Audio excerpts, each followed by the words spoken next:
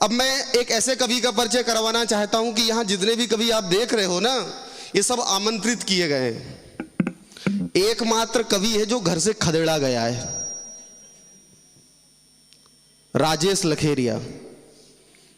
ये पत्नी पीड़ित समाज के अध्यक्ष हैं वर्तमान में, और इसको लेके वो पूरे देश में यात्राएं करते हैं हास्य के माध्यम से। तो मैं आपकी जोरदार तालियों के बीच आमंत्रित करना चाहता हूं हमारे बीच हास्य कवि आदरणीय राजेश लखेरिया जी। आप जोरदार तालियों से इनका स्वागत करें। आइए राजेश भाई।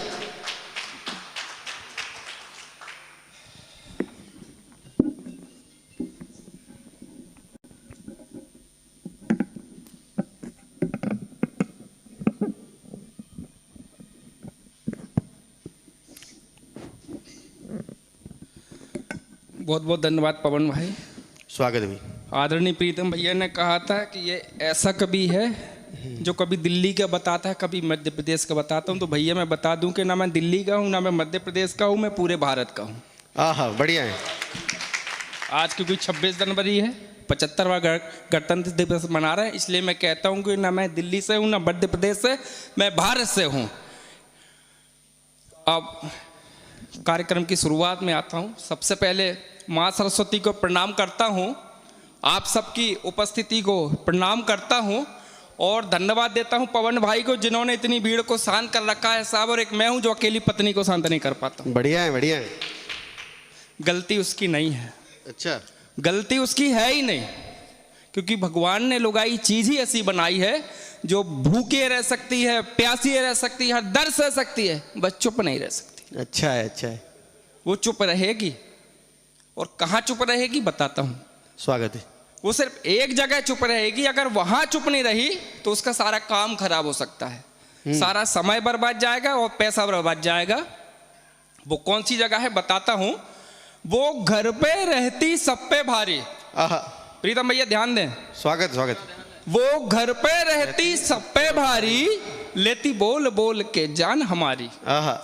वो घर पे रहती सब पे भारी, लेती बोल बोल के जान हमारी। और शांत सुशील तभी रहती जब, शांत सुशील तभी रहती जब ब्यूटी पार्लर में बैठी हो नारी। हाँ, बढ़िया है, बढ़िया है। ब्यूटी पार्लर में बैठी हो नारी। हाँ, बढ़िया है। आप लोगों का बहुत बहुत आभार, इतनी इज्जत से मुझे बुलाया। काश इतनी इज्जत मुझे मेरे अपने घर में मिलती तो आज छुट्टी के दिन दिल्ली से यहाँ नहीं आना पड़ता। सही है। मैं यहाँ आया इसलिए हूँ, और कभी इसलिए बना हूँ साहब, क्योंकि घर में नहीं बोल पाता। अगर घर में ही बोल पाता तो यहाँ बोलने क्यों आता। सबका ही हाल ऐसा ही है। हाँ, और एक दिन तो पवन भैया मेरी पत्नी ने पूछा ही लिया। हाँ, बोले एक बात बताओ, ये इतना सारा लिख कैसे लेते हो। मैंने कहा छोड़ो, तुम नहीं समझोगी, बहुत दिमाग लगता है। बोली तभी तो पूछ रही हूँ। हाँ, बढ़िया है। बोली अच्छा चलो छोड़ो, एक बात बताओ, तुम इतना लिखते हो, जगह जगह जाते हो, हाथ से लिखते हो, श्रृंगार लिखते हो, राजनीति पे लिखते हो, कभी हमारी भी तारीफ करो, हमारे ऊपर भी एक दो लाइन लिखो। अच्छा। अब मैं ठहरा कभी आदमी, मैं कहा हार मान लूं। बिल्कुल। मैंने कहा सुनो, सुनाइए। संगमरमर से तरासा खुदा ने तेरे बदन को, संगमरमर से तरासा खुदा ने तेरे बदन को, और बचा हुआ पत्थर तेरी अकल पर रख दिया। बढ़िया है, अच्छा है, अच्छा है। अब भाई सब क्या कहने, करना पड़ता है। अगर ना कुछ कहें और कुछ कह दें तब भी दिक्कत है। बिल्कुल। और किस प्रकार की परेशानी हो सकती है बताता हूं जी, कि हर एक वक्त रोने का हो, हर एक वक्त रोने का हो, सुख चैन चाहे खोने का हो। कोई भी स्त्री हो, कोई भी पत्नी हो भाई साहब, वो आप उसे हरा नहीं सकते। और कब हारेगी बताता हूं। हर एक वक्त रोने का हो, सुख चैन चाहे खोने का हो, वो हार स्वीकारती है तभी जब हार कोई सोने का हो। बढ़िया है। हाँ, अच्छा है। अभी देखिए इस श्रृंगार रस के कवि कवित्री बैठी हैं, अभी आएंगे, प्यार मोहब्बत की बातें करेंगे बुंदेला जी। तो साहब मैं बता दूं तो मेरा तो प्यार मोहब्बत से दूर दूर का कोई नाता नहीं। अच्छा। प्यार सबसे नफरत है साहब मुझे। क्यों? साबित करता हूं कि वो जो कहती थी कि मैं मर जाऊंगी तुम्हारे बिना, वो जो कहती थी कि मैं मर जाऊंगी तुम्हारे बिना, और कल ही तीसरा बच्चा हुआ उसका, वो भी हमारे बिना। वो जो कहती थी कि मैं मर जाऊंगी तुम्हारे बिना, हाँ। कल ही तीसरा बच्चा हुआ उसका हमारे बिना। इसलिए कहता हूं ये इश्क नहीं आसान, बस इतना समझ लीजिए। हाँ पवन भैया जी, भैया ये इश्क नहीं आसान, बस इतना समझ लीजिए, और घंटा समझना आएगा चाहे जितना समझ लीजिए। अच्छा है, बढ़िया है, अच्छा है, अच्छा है। अब आप लोगों को लेकर चलता हूं एक शादीशुदा पति के ख्वाबों की दुनिया में। हाँ। शादीशुदा चंचल भी है, चपल भी है। तो एक शादीशुदा आदमी क्या ख्वाब देखता साहब? बिल्कुल। और शादीशुदा आदमी क्या कर सकता साहब? ख्वाब ही देख सकता है। हकीकत में तो अगर कभी पड़ोसन से बात करते हुए पत्नी देख ले तो इशारों में कहती है कि चलो घर, अभी हल्दी लगाती हूँ।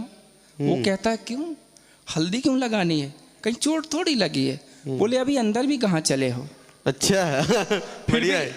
फिर भी हम जैसे लोग हैं भाई सब देख लेते हैं, और किस प्रकार का सपना देखते हैं आप लोग कल्पना करें और जुड़ें, आपको आनंद आएगा। कि ख्वाब में देख रहा था उसको, हाँ। ख्वाब में देख रहा था उसको, नींद अचानक टूट गई। हाँ। ख्वाब में देख रहा था उसको, नींद अचानक टूट गई। सपनों की हसीन दुनिया मेरी फिर वहीं पर छूट गई। देखिए एक पति की जो ताकत है वो पत्नी होती है, और उसकी कमजोरी पड़ोसन। अब आप समझ जाइए किसका ख्वाब देख रहा है। बिल्कुल। कि ख्वाब में देख रहा था उसको, नींद अचानक टूट गई। सपनों की हसीन दुनिया मेरी फिर वहीं पर छूट गई। ख्वाब से याद आया भाई साहब कि पड़ोसी कैसे होना चाहिए। कैसे होने चाहिए प्रीतम भैया, ध्यान देना। बिल्कुल। पड़ोसी कैसे होना चाहिए कि ख्वाबों से ही आस रखो। ख्वाबों से ही आस रखो। हाँ, सपने कभी खत्म नहीं होने चाहिए। बिल्कुल। सपने देखते रहेंगे तो जीवन जो है सुचारू रहेगा। कि ख्वाबों से ही आस रखो, जिंदा अपने एहसास रखो। ख्वाबों से ही आस रखो, जिंदा अपने एहसास रखो, और जो खुद चल कर आ जाए पड़ोसन ऐसी खास रखो। अरे बढ़िया है।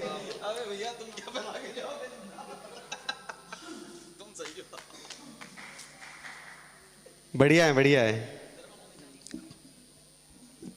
कि ख्वाब में देख रहा था उसको। अच्छा। ख्वाब में देख रहा था उसको, नींद अचानक टूट गई। सपनों की हसीन दुनिया मेरी फिर वहीं पर छूट गई। अब देखिए क्या देखता है आगे। कि धीरे से था बुलाया मुझको। हाँ। जो कुंवारे बैठे हो वो ज्यादा ध्यान दे, उनको आनंद आएगा, उनके मतलब की बात हो रही है। कि धीरे से था बुलाया मुझको, और प्यार से फिर सहलाया मुझको। धीरे से था बुलाया मुझको, प्यार से फिर सहलाया मुझको। बोली मैं तो तुम पे मरती हूं, क्या तुम भी मुझ पे मरते हो। बोली मैं तो तुम पे मरती हूं, क्या तुम भी मुझ पे मरते हो। छोड़ो बीबी की चिंता तुम क्यों बीबी से डरते हो। बढ़िया है। बोली मैं तो तुम पे मरती हूं, क्या तुम भी मुझ पे मरते हो। छोड़ो बीबी की चिंता तुम क्यों बीबी से डरते हो। और बस इतना कह दो मुझसे कि प्यार मुझी से करते हो। हाँ कहना था मुझको भी उसको। हाँ कहना था मुझको भी उसको, राह वहीं पर रूठ गई। ख्वाब में देख रहा था उसको, नींद अचानक टूट गई। सपनों की हसीन दुनिया मेरी फिर वहीं पर छूट गई। बढ़िया है। अब देखिए साहब, जो भी शादीशुदा लोग बैठे हैं उनसे मेरा हाथ जोड़ के विनम्र निवेदन है कि ये मेरी कल्पना मात्र है। अच्छा। इस पे जरा सा भी अमल करने की कोशिश ना करें, क्योंकि मैं तो सुना के चला जाऊंगा। हाँ। पर आपको सुनाने वाला आपके साथ ही है, तो आपकी बाकी व्यवस्थाओं में व्यवधान आ सकता है। बढ़िया है, बढ़िया है। और बाकी प्रभु की माया, कहीं धूप कहीं छाया। चलो बढ़िया है, बढ़िया है। और अगर करना है तो अनुभव के साथ करना भाई साहब। जैसे हमारे प्रीतम भैया बैठे हैं। हाँ। एक दिन मैंने इनसे पूछ लिया, हाँ, मैंने कहा प्रीतम भैया एक बात बताओ, प्यार शादी से पहले करना चाहिए या बाद करना चाहिए? अनुभव देखिए क्या बोलते हैं। मैंने कहा भैया प्यार शादी से पहले करना चाहिए या बाद में करना चाहिए? बोले गुरु ऐसा है कभी भी कर लो, बस बीवी को पता नहीं चलना चाहिए। बढ़िया, अच्छा है। अनुभव। अब देखिए मंच पे सौंदर्य बरस रहा है, इसलिए मेरा मन कुछ कहने के लिए तरस रहा है। अर्चना जी ध्यान दें कि हर गलती की सजा सॉरी नहीं होती। हाँ, हर गलती की सजा सॉरी नहीं होती और हर खुशी के धन की तिजोरी नहीं होती। अच्छा है अर्चना जी, हर गलती की सजा सॉरी नहीं होती और हर खुशी के धन की तिजोरी नहीं होती। ये आंखें करती हैं खता सबसे पहले, यूं खुद से किसी के दिल की चोरी नहीं होती। बढ़िया है, बढ़िया है, बहुत बढ़िया, बहुत शानदार। अब तारीफ की है तो एक नसीहत भी ले लें। हाँ, कि जो खुद को श्रेष्ठ दूसरों को नाकारा बताते हैं। अच्छा, जो खुद को श्रेष्ठ दूसरों को नाकारा बताते हैं वो खुद को शरीफ दूसरों को आवारा बताते हैं। जो खुद को श्रेष्ठ दूसरों को नाकारा बताते हैं वो खुद को शरीफ दूसरों को आवारा बताते हैं। और ऐसे मंचलों से संभल के रहना तुम लड़कियों, ऐसे मंचलों से संभल के रहना तुम लड़कियों, होकर शादी शुदा भी खुद को कुंवारा बताते हैं। बढ़िया है, अच्छा है। तो देखिए ख्वाब में देख रहा था और नींद टूटी। तो यहाँ आप सबकी जानकारी के लिए बता दूं कि नींद टूटी क्यों। नींद टूटी नहीं साहब, नींद जानबूझ के तोड़ी गई। क्या बात। और किसने तोड़ी समझ जाइए। चाय का कप देते हुए पत्नी बोली चाय पी लो। और क्या बोलती हैं आप लोग सुने कि माना कि नींद में थे मगर, माना कि नींद में थे मगर चेहरे पे रौनक आई थी। आप जो ख्वाब देख रहे थे पर आपको पत्नी ने जगा दिया, तो क्यों जगाया? आप लोग कविता से जुड़े कि माना कि नींद में थे मगर चेहरे पे रौनक आई थी और मुझे लगा सपने में मिलने मेरी सौतन कोई आई थी। बढ़िया है। माना कि नींद में थे मगर चेहरे पे रौनक आई थी और मुझे लगा सपने में मिलने मेरी सौतन कोई आई थी। ज्यादा कुछ सोचे बिना मैंने नींद से तुमको जगा दिया और ख्वाब में देख रहे थे जिसको पल भर में उसको भगा दिया। बढ़िया है। फिर आगे मुझसे बोली कि पवन भैया जी, आगे मुझसे बोली कि मैं भी तो तुम पे मरती हूँ। आगे मुझसे बोली कि मैं भी तो तुम पे मरती हूँ, किसी और में तुम ना खो जाओ बस इतना सा डरती हूँ। फिर आगे मुझसे बोली कि मैं भी तो तुम पे मरती हूँ, किसी और में तुम ना खो जाओ बस इतना सा डरती हूँ। और कोशिश कर लो चाहे जितनी धोखा तुम्हें ना देने दूंगी। कोशिश कर लो चाहे जितनी धोखा तुम्हें ना देने दूंगी, ख्वाब में भी तुम चाहो पर किसी और का मैं ना होने दूंगी। बढ़िया है, बढ़िया है। मैंने भी यही बस चाहा है, मैंने भी यही बस चाहा है कि मैं ही बनी परछाई रहूं। मैंने भी यही बस चाहा है कि मैं ही बनी परछाई रहूं, ख्वाब हो या हो हकीकत तन मन में मैं ही छाई रहूं। बहुत बढ़िया। तो नींद टूटी नहीं, नींद टूटी नहीं, तुड़ाई गई है। दुनिया छूटी नहीं, छुड़ाई गई। चाय के बहाने से पत्नी मेरे सपनों की दुनिया लूट गई। ख्वाब में देख रहा था उसको नींद अचानक टूट गई। सपनों की हसीन दुनिया मेरी फिर वहीं पर छूट गई। बहुत बढ़िया, बहुत शानदार, बहुत शानदार। अब देखिए साहब, कड़ाके की ठंड पड़ रही है तो कई लोगों की मोहब्बतें जमा हो रही हैं। कड़ाके की ठंड पड़ रही है, कई लोगों की मोहब्बतें जमा हो रही हैं साहब, लेकिन मेरा काम वहां भी खराब है। क्यों बताता हूं कि वो चाहती है मुझे, पवन जी जी, वो चाहती है मुझे मगर जताती नहीं है। वो चाहती है मुझे मगर जताती नहीं है। पाना चाहती है मुझे पर बताती नहीं है। बढ़िया है। वो चाहती है मुझे मगर जताती नहीं है। पाना चाहती है मुझे पर बताती नहीं है, सोचता तो हूं मैं ही इजहार कर दूं उसे। अच्छा है प्रीतम भैया जी। सोचता तो हूं मैं ही इजहार कर दूं उसे, मगर वो है कि सर्दियों में नहाती नहीं है। हाँ, बढ़िया है। मगर वो है कि सर्दियों में नहाती नहीं है। ये हमारे पवन भैया जी भैया मध्य प्रदेश से आए लोगों की बुराई कर रहे थे। मैं इनका एक प्रवृत्ति बता दूं। जी भैया इनकी तारीफ सुनिए। किस प्रवृत्ति के आदमी हैं कि इन्हें माँ बाप की बातें झूठी, बीबी की सच्ची लगती हैं। हाँ सबको लगती। क्या कहने राजेश भैया, जिंदाबाद। बातें माँ बाप की झूठी, बीबी की सच्ची लगती है, और सपने में कोई आने लगे तो रातें अच्छी लगती हैं। बहुत को बातें माँ बाप की झूठी। राजेश भैया पवन को टारगेट करोगे तो मैं बैकअप दूंगा, नहीं तो बैकअप नहीं दिया ना, आप मेरे को टारगेट कर रहे थे जी। पढ़िए, बहुत अच्छे, जिंदाबाद। बातें माँ बाप की झूठी, बीबी की सच्ची लगती है। बातें माँ बाप की झूठी, बीबी की सच्ची लगती हैं, और सपने में कोई आने लगे तो रातें अच्छी लगती हैं। जिंदाबाद। क्या कहने।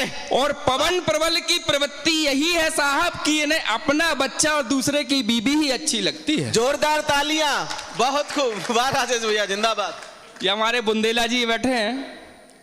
एक दिन ये परसों से भाभी जी के साथ मार्केट गए साहब, तो भाभी जी ने से बड़े प्यार से पूछा, सुनिए 2 किलो मटर ले लें क्या? तो इनका जो है, इनको लगा आज कितनी इज्जत हो रही है, कितनी इज्जत से मेरे को पूछ रहे हैं। तो इनकी छाती चौड़ के फूल के एकदम चौड़ी हो गई। बोले वाह, बोले हाँ ले लो। बोले सुनो, ऐसा राय नहीं ले रही हो, 2 किलो छील लोगे या कम लो? अरे क्या पंच है, वाह। तो ऐसा भाई साहब हो जाता है। और